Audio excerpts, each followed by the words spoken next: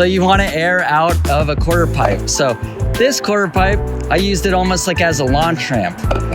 As you can see, it's got coping. And I didn't ollie. I didn't do a traditional ollie. So when I did that, there was no snapping of the tail. That was a horrible ollie. Let me do another one. I don't know why I can't really ollie right now, but there was no snapping of the tail off that. So let me break down exactly what goes through my mind when I'm doing this.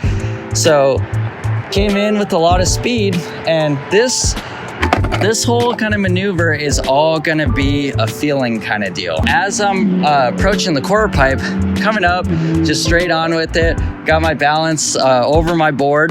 So I'm gonna go with the speed, and so I wanna hear that noise. Almost like I'm snapping my tail a little, but I'm not doing an ollie. It's that noise